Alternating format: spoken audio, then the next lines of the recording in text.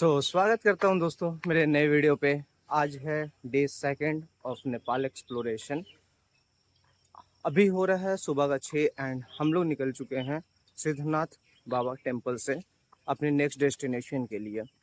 हालांकि हमें ऐसे ही हिचाइकिंग कर करके पोखरा, थामेल, काठमांडू ये सारा कुछ एक्सप्लोर करना है, तो इसमें काफ़ी ज़्यादा दिन लग सकता है और बहुत जल्दी भी हो सकता है। इट्स डिपेंड्स ऑन कि हमें कैसे लिफ्ट मिल रहा है, हम हिचाइकिंग कितने जल्दी जल्दी कर रहे हैं। क्योंकि मतलब जो पहला दिन था हमारा, पहला दिन तो बहुत ही अच्छा था यार। जैसे नेपाल आया, नेपाल में आते ही हमारे साथ ना बहुत एक अच्छा चीज़ होता है। जैसे ही हम लोग एंटर लेते हैं बॉर्डर से और हमें फर्स्ट लिफ्ट मिलता है, एंड जैसे हम लोग महेंद्र नगर आते हैं हमें स्टे भी मिल जाता है। मतलब इतना इजी अगर ये जर्नी रहा तो क्या ही बोलूँ मैं, आई डोंट नो, बट इतना इजी तो नहीं रहेगा, आई नो। और इतना इजी करके भी मज़ा भी नहीं आता है ट्रैवल करने में। जब हम चलने लग रहे हैं हाईवे की तरफ और वहाँ से देखते हैं कोई लिफ्ट हमें मिलता है या नहीं। अब मैं यहाँ पे लिफ्ट लेने के लिए खड़ा हूँ ना, ये महेंद्र नगर हाईवे है। अब यहाँ से देखते हैं हमें कहाँ तक का लिफ्ट मिलता है। ऐसे तो काठमांडू बोल सकते हैं हम लोग, काठमांडू जाना है। अब जहाँ तक उनको छोड़ना होगा वो छोड़ देंगे। ये रहा लिफ्ट प्लीज का बोर्ड एंड वो रास्ता। अभी तो कोई गाड़ी भी नहीं दिख रहा इतना सुबह सुबह। तो जैसे ही क्या होता है, सारे उस साइड जा रहे हैं, सारे उस साइड जा रहे हैं, बट इस साइड कोई नहीं जा रहा है। अब वो ये सब वैन वाले ना क्या करते हैं ना, उतर उतर के पूछने लगते हैं कि कहाँ जा रहे हो, कहाँ जा रहे हो। गेट खोल के ही चलते हैं ये तो सीधे। अभी तक लिफ्ट मिला नहीं है और लिफ्ट का वेट ही कर रहे हैं। अब यहाँ पे क्या मतलब, कहीं भी आप जाओगे ना तो आपको देखना जो ट्रांसपोर्ट वाले होते हैं ना, मतलब जो भाड़ा लेते हैं ट्रैवल करने की, वो आपको पहले रोकेंगे। लिफ्ट बोर्ड देखने के बाद ही रोकते हैं। और हाँ, ऐसा नहीं है कि सिर्फ पैसे ही लेंगे, वो लिफ्ट भी देते हैं। और या तो टोटो हो या बस हो, लिफ्ट आपको किसी से भी मिल सकता है। जरूरी नहीं है कि आपको लिफ्ट सिर्फ ट्रक से मिलेगा, बाइक से मिलेगा या प्राइवेट कार से मिलेगा। लिफ्ट किसी से भी मिल सकता है। बस यू हैव टू ट्राई कि हाँ कौन दे रहा है। बस आपको खड़ा रहना है, वेट करना है, पेशेंस। और इस मतलब अगर आप हिचाइकिंग कर रहे हो ना, तो सबसे बड़ा गेम होता है पेशेंस का। अगर आपके अंदर पेशेंस नहीं है, आप हिचाइकिंग नहीं कर सकते। कल के ब्लॉग में ना मैं इसी के बारे में बात कर रहा था, नेपाल इंडिया कोऑपरेशन। आप नेपाल अगर आते हो ना तो आपको हर जगह गाड़ी में और या तो बोर्ड में आपको हर जगह ये देखने मिल जाएगा, नेपाल इंडिया कोऑपरेशन। और अगर आप इंडिया में हो तो इंडिया नेपाल कोऑपरेशन देखने मिलेगा। मतलब यहाँ के लोग वहाँ और वहाँ के लोग यहाँ, आना जाना लगा रहता है।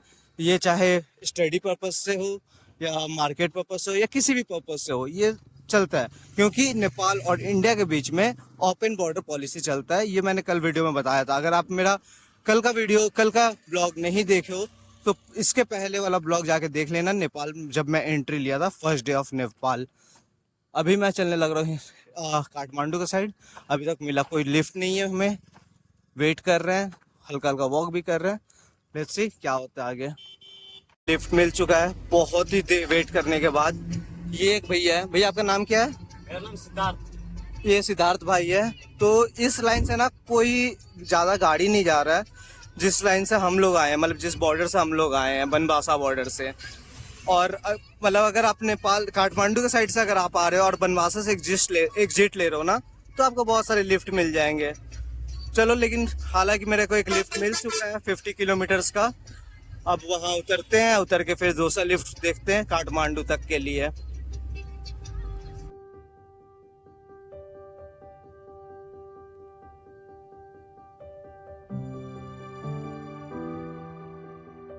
फाइनली 50 किलोमीटर्स का लिफ्ट मिलने के बाद अब हम पहुंच गए हैं अटारिया से थोड़ा सा और आगे। और ये है नेपाल का फ्लैग और इस साइड है इंडिया का बॉर्डर। इस साइड से भी रास्ता है और इस साइड से भी रास्ता है। इस साइड से आपका बनवासा बॉर्डर आता है सीधा, और इस साइड से दूसरा कोई बॉर्डर आता है, उसका नाम नहीं पता मेरे को। एंड अगर इस साइड जाते हैं तो इस साइड सीधा काठमांडू। तो अभी हम लोग काठमांडू की तरफ चल रहे हैं।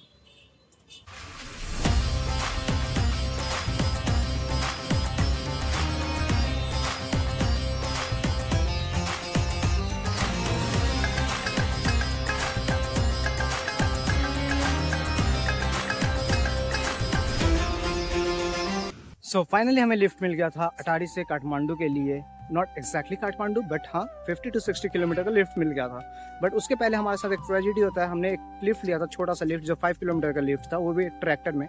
एंड मेरे साथ था नोमैड राजदीप। अगर आपने कल का ब्लॉग देखा होगा तो आपको पता है कि मैं किसी एक जन के साथ ट्रैवल कर रहा हूँ, नेपाल को एक्सप्लोर कर रहा हूँ। तो होता ही है कि उसका iPhone 13 गिर जाता है उस ट्रैक्टर में।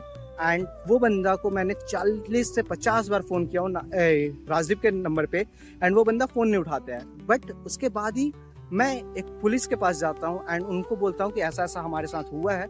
एंड वो लेडी पुलिस इतना स्मार्ट प्ले की, उसने डायरेक्ट उस राजदीप के फ़ोन में एक मैसेज करती है कि मुझे आपका लोकेशन पता चल गया है, तो अगर आपके पास ये फ़ोन है तो आप हमारे पास लेके आ जाओ, अगर आप और नहीं तो मैं आपके घर में आ रही हूँ।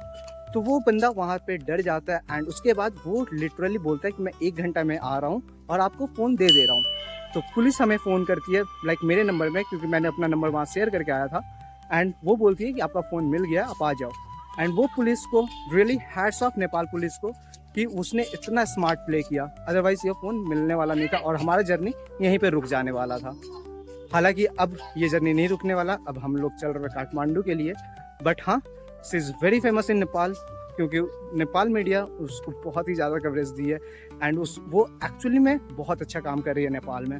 तो मैं उनका इंस्टाग्राम आईडी यहाँ पे मेंशन कर दूंगा, आप प्लीज़ उनको फॉलो करना। And really hats off to Nepal police. अब चलते हैं काठमांडू की तरफ। हालांकि बहुत ज़्यादा गर्मी है, मैं इसके पहले हिमाचल में था, वहाँ बारिश हो रहा था, मौसम बहुत अलग सा था। बट यहाँ पे आने के बाद बहुत ही चेंज हो गया है यहाँ का मौसम। अब लेट्स सी क्या होता है आगे का जो भी एक्सपीरियंस होगा वो आपके साथ शेयर किया जाएगा। बट हाँ, आज का सबसे बड़ा ट्रेजेडी यही था कि हमारा फ़ोन गुम हो गया था। ये है घोड़ागाड़ी लेक, जो नेपाल का बहुत ही फेमस लेक है। ये है, वहाँ पे स्क्रीन में सारा कुछ शो हो रहा है। हालांकि यहाँ का जो टिकट है इंडियन करेंसी में 35 रुपीज़ है और नेपाली करेंसी में मेरे को पता नहीं, क्योंकि मैंने इंडियन करेंसी ही दिया था 35 रुपीज़। और चलते इसके अंदर और आपको दिखाते हैं ये पार्क है कैसा। अभी हूँ मैं घोड़ागाड़ी लेक में एंड देखो घोड़ा बोला है एंड यहाँ पे घोड़ा खड़ा है, लेकिन यहाँ घोड़ी नहीं है, दोनों ही घोड़ा है। तो अभी हमें जिन भाई ने लिफ्ट दिया था नेपाल में, उन्होंने ही बोला कि ये वाला लेक घूम के जाओ एंड उन्होंने ही बोला कि मैं टिकट कटवा देता हूँ, आपको टिकट कटवाने की ज़रूरत नहीं। मैंने मना किया कि नहीं मैं कटवा लूँगा, कोई नहीं। तो उन्होंने बोला कि नहीं मैं कटवा दे रहा हूँ। अब ये है घोड़ागाड़ी लेक। अब लेक का इस साइड में देखो कितना सारा कमल का फूल ऐसे लगा हुआ है एंड ऐसा कुछ इसका एक्सटीरियर है इस पार्क का, लेक का। चलते हैं ये लेक को देखते हैं, थोड़ा सा हवा खाते हैं एंड इसके बाद फिर हम लोग निकलते हैं अपने काठमांडू एक्सप्लोर करते। सो फाइनली ये हमारा तीसरा लिफ्ट है नेपाल में और घोड़ागाड़ी लेक देखने के बाद अब हम चलने लगे हैं काठमांडू की तरफ। अब देखते हैं हमें ये कितना किलोमीटर का लिफ्ट मिलता है, और अगर बहुत ज़्यादा रात हो जाता है तो हमें रास्ता में कहीं टेंट लगा के सोना पड़ेगा, और नहीं तो देखते हैं अगर कोई मंदिर होता है तो मंदिर में रुक जाएंगे रात को, फिर कल का जर्नी स्टार्ट करेंगे। जो भी होगा एक्सपीरियंस मैं आपके साथ शेयर करने वाला हूँ, तो ये वीडियो में बने रहें। और अगर अभी तक आपने लाइक फॉलो सब्सक्राइब नहीं करा है तो please like and follow subscribe कर लेना।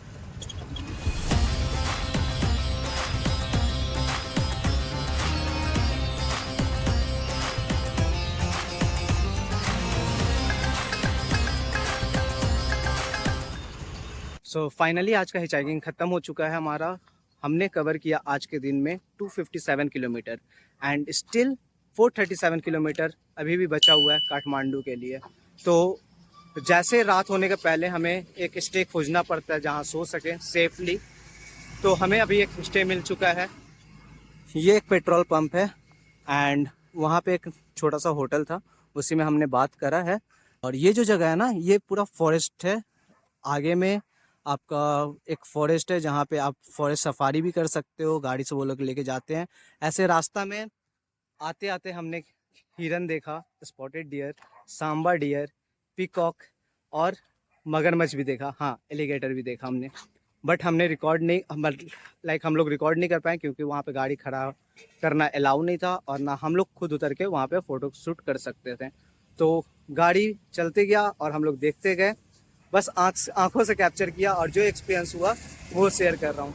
एंड सबसे बड़ा थ्रिलिंग एडवेंचर तो ये है कि हम लोग जंगल के बीच में रह रहे हैं। अब जंगल के बीच में रहना मतलब लाइक यहाँ कुछ गांव है छोटा सा, गिन के, जिसमें से 15 से 20 घर होंगे, वहाँ पे हम लोग स्टे कर रहे हैं। सो थ्रिलिंग। अब हम लोग चलते हैं टेंट लगाने, एंड टेंट लगाने के बाद खाना वाना जो भी होता है वो खा के सोते हैं। तो आज का वीडियो यहीं तक है। मैं आपको टेंट लगाते हुए दिखाऊंगा, उसके बाद खाना क्या खा रहा हूँ वो भी दिखाता हूँ, एंड उसके बाद अगले वीडियो में मिलते हैं कल।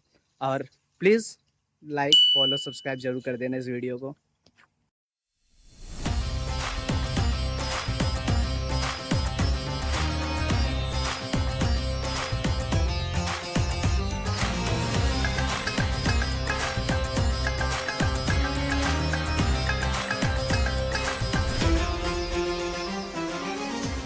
टेंट पिच हो चुका है हमारा, एंड अब चलते हैं सोने के लिए।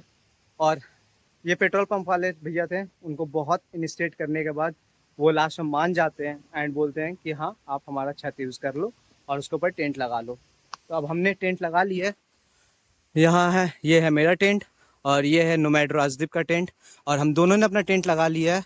और ये कुछ व्यू है यहाँ पे, ये देखना, ये पेट्रोल पंप है, एंड इसके पीछे ना एक छोटा सा नदी है, और नदी है या रिवर है, हाँ नदी है, लेक है छोटा सा, और बहुत ही प्यारा लग रहा है। एंड दूर में पहाड़ दिख रहा है, जंगल है। तो ये जंगल के बीच में छोटा सा गांव है, उसी गांव में हम लोग रुके हैं, टेंट पिच कर दिए हैं। तो ये होता है लो बजट ट्रैवल का एक्सपीरियंस। तो ये है नोमैड राजदीप ब्लॉग का मम्मी के हाथ का चीड़ा, इसको ही कहते हैं। ये एक्चुअली होता है किसका है भाई? ये पता नहीं भाई, ये चिवड़ा होता है ना, जो हम लोग दही चिवड़ा चावल का ही खाते हैं, होता है शायद। तो उसी का है। और ये उनकी मम्मी का हाथ का है, एंड ये खा के आज हम अपना पेट भरेंगे। और यहाँ पे ये नवरत्न है, ये भी बड़ा टेस्टी होता है हल्दीराम का। तो ये खाते हैं और खा के चलते हैं अब सोने। और अगर आपको ये वीडियो अच्छा लगा हो तो प्लीज़ लाइक कर देना, शेयर करना, एंड कमेंट करना तो मत भूलना। चलते हैं, गुड नाइट, सिया, कल मिलते हैं।